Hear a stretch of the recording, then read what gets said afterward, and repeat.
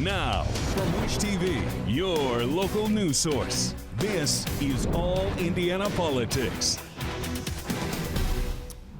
Good morning and welcome to another edition of All Indiana Politics. We start with the veto sending shockwaves in the Republican Party. Governor Eric Holcomb this week vetoed the bill that would have prevented transgender girls from taking part in school-sponsored sports. In his message to lawmakers, the governor said the bill implies there is a problem that needs government intervention and that the goals of fairness and consistency in girls' sports aren't being met. And that after thorough review, he found no evidence to support either claim.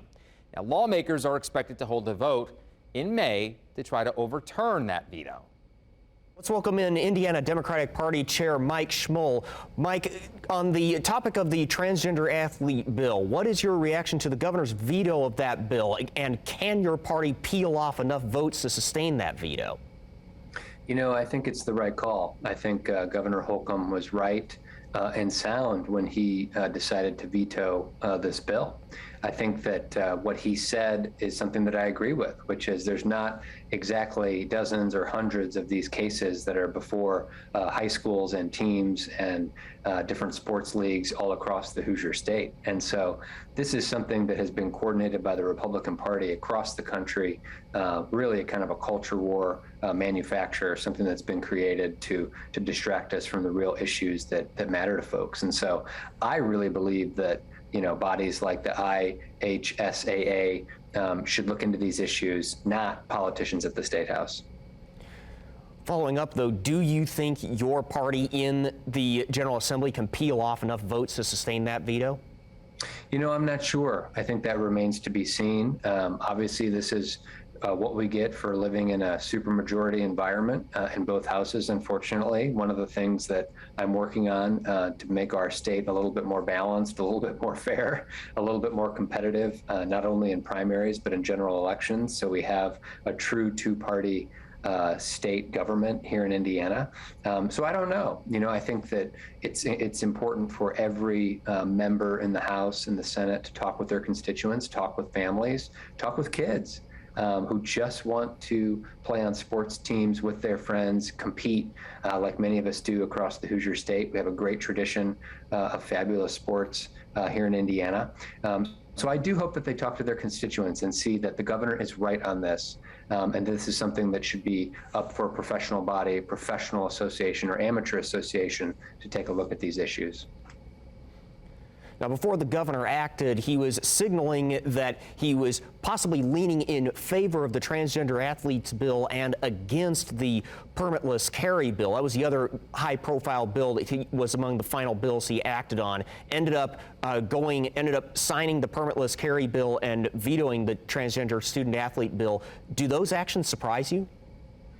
A little bit, yeah. I think that the permitless carry bill is really dangerous, frankly. I think we need to think about a few things here. Number one, and I want to be very clear with the folks that are watching today, the Indiana Democratic Party, we support the Second Amendment. In the same breath and the same time, we support responsible gun ownership. And I think that that's where the vast majority of Hoosiers are and the vast majority of Americans are. And so this is something that actually takes resources and accountability and a safeguard away from our law enforcement, our public safety professionals. To see Doug Carter, the head of the Indiana State Police, the top law enforcement public safety person in our state, come out against this piece of legislation tells you a lot. And I think his points in the committee hearings and throughout this process were really spot on. He said, I wish that folks at the General Assembly would think about our frontline public safety workers, not their next primary election or not their next election for public office. So do you think— damning comments. And so I am surprised. I thought the governor would support his top cop and not kind of cater to the far extreme elements of his party. So do you think Indiana will become a more dangerous place come July 1st? Well, it's certainly going to be a lot easier for folks to get firearms and to get a gun in this state. I think that having a permit to own a firearm, to purchase a firearm, to go through that process is really important.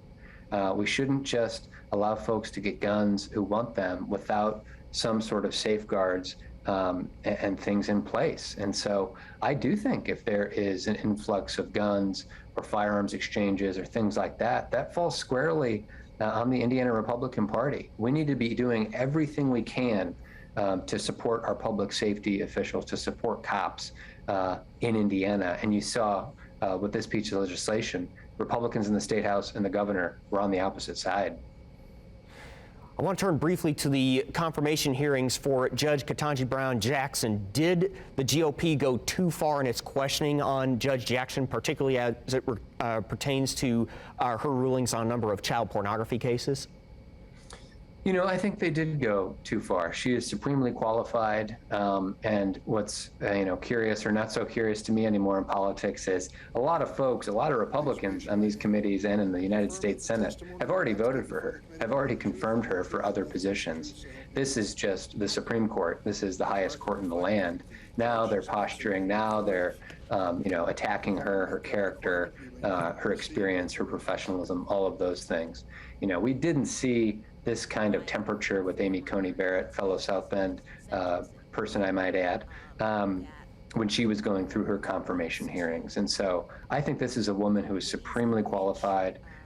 She will be the first person, obviously first African-American woman on the court. She also was a public defender. And I think that that is important. So a lot of these cases that they've talked about, that they've criticized, we have a justice system that has a prosecution and a defense. That's how justice works in the United States of America. And so I think that that experience is welcome in this regard. Now, you brought up Amy Coney Barrett, but what about your party's treatment of now Justice Brett Kavanaugh when he was going through the confirmation process? How does what happened with Justice Kavanaugh differ from what happened with Judge Jackson? I think that issue was slightly different. I think that they're criticizing Judge Jackson and maybe talking about her stances and how she has worked in a court of law on different sides and behind the bench as a judge. I think that they are looking at those pieces. I think with Justice Kavanaugh, it was an issue of personal behavior and character. And so I do think that is a little bit different.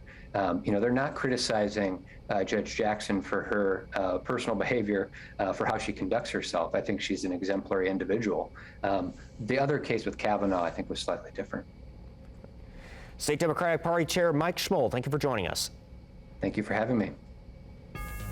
All right, coming up, a national media firestorm over Senator Mike Braun and comments on interracial marriage. You'll hear exactly what he was asked and exactly what he said next on All Indiana Politics. And welcome back to All Indiana Politics on this Sunday. We turn to the controversy swarming Senator Mike Braun this week. You've probably seen the headlines from around the country. Braun telling reporters during a virtual news conference that decisions on interracial marriage should be up to the states and not the U.S. Supreme Court. Well, later that same day, the senator told Wish TV that he misunderstood the line of questioning and walked back his comments. So today, we want to do something virtually no one else around the country has done. Play the questions and answers, including the question before the one on interracial marriage, so you can decide for yourself. You spoke about judicial activism. If the Supreme Court later this year strikes down the right to abortion, would you consider that to be judicial activism, legislating from the bench? I consider it to have been judicial activism when it occurred back almost 50 years ago. So I think this would be bringing it back to a neutral point to where that issue should have never been federalized, way out of sync, I think, with the contour of America then. And this basically puts it back to a point where, like most of these issues, where one side of the aisle wants to homogenize it federally, is not the right way to do it. This should be something where the expression of individual states are able to weigh in on these issues through their own legislation, through their own court systems. Quit trying to put the federal government in charge of not only things like we did navigating through COVID recently, where I think that was misguided, but in general. So no, I think this takes it back to a point where it should have never gotten beyond in the first place. That same basis to something like Loving versus Virginia, the Supreme Court case that legalized interracial marriage. So when it comes to issues, you can't have it both ways. When you want that diversity to shine within our federal system, there are going to be rules and proceedings. They're going to be out of sync with maybe what other states would do.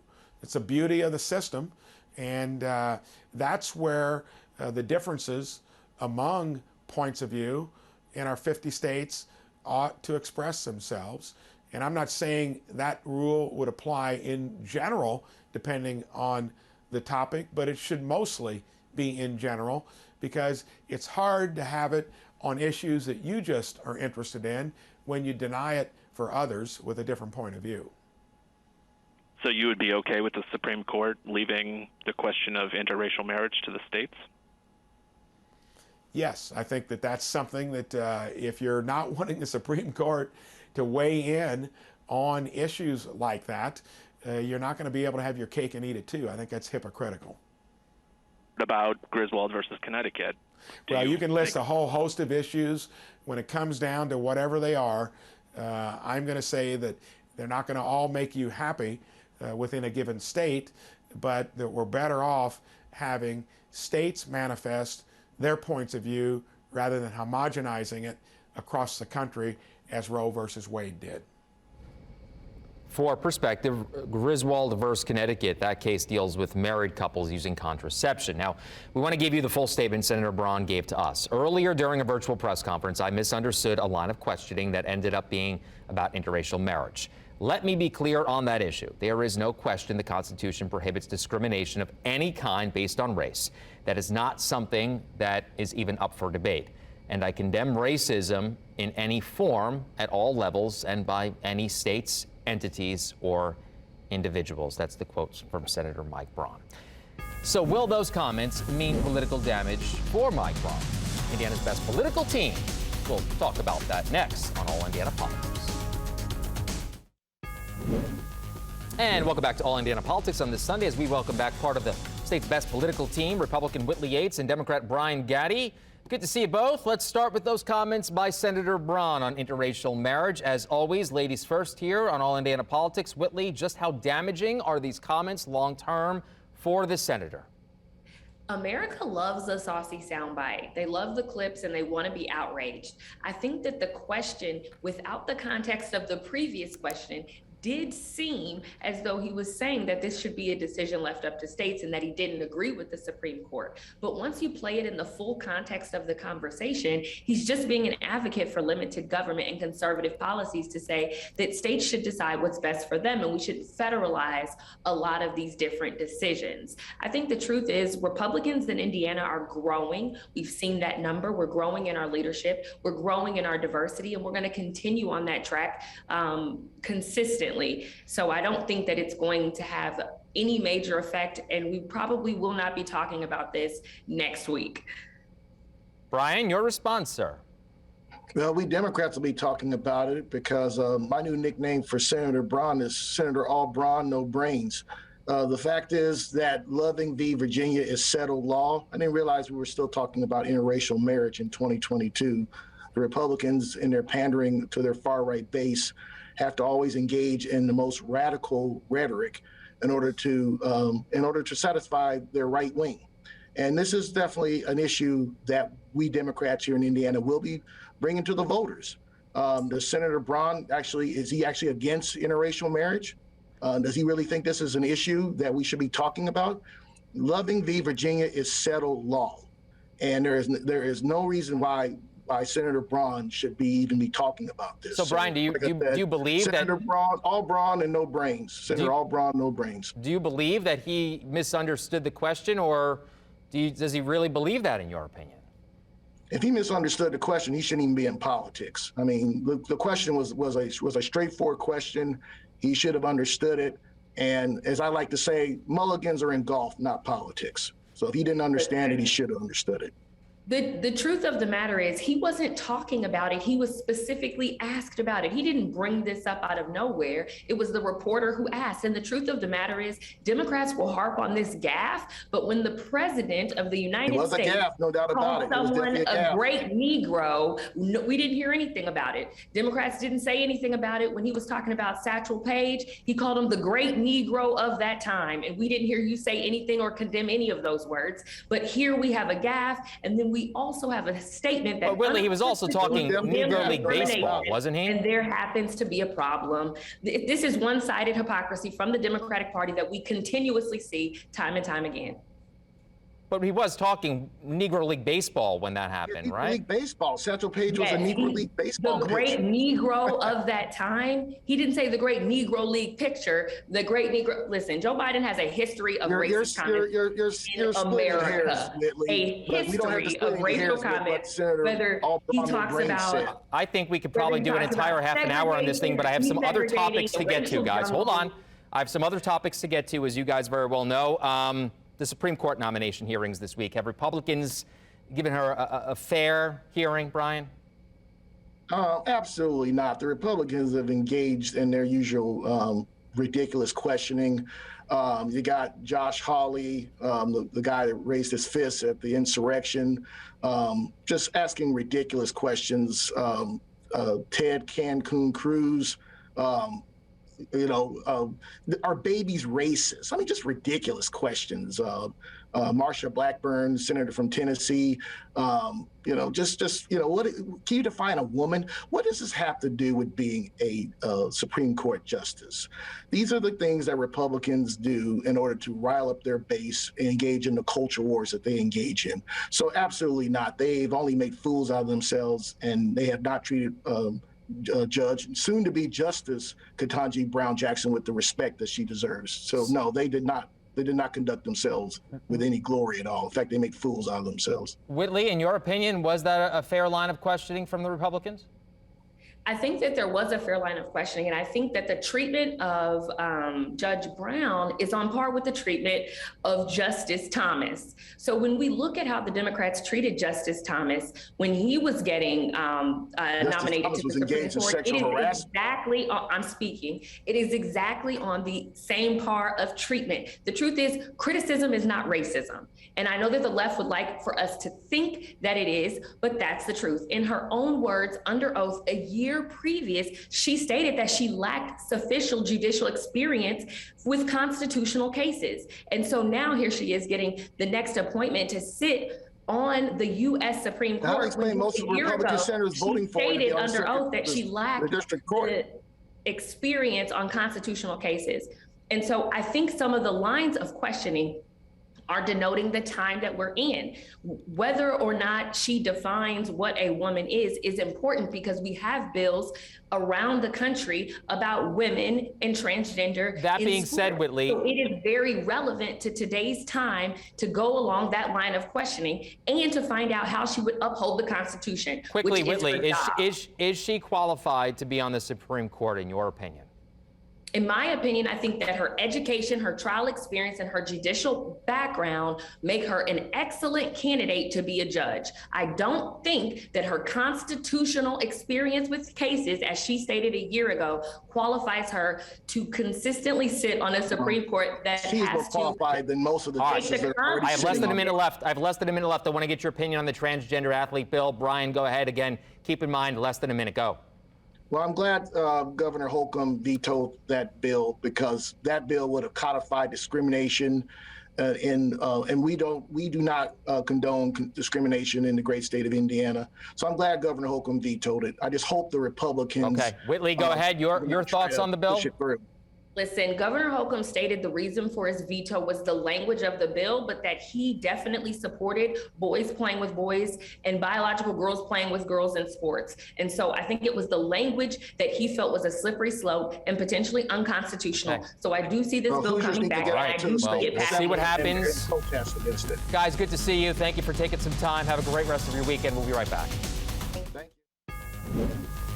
And thank you for joining us for All Indiana Politics on this Sunday. We'll be back here next Sunday morning at 9:30. You can also find our brand new All Indiana Politics podcast. It's part of our All Indiana Podcast Network at wishtv.com. Have a great rest of your weekend.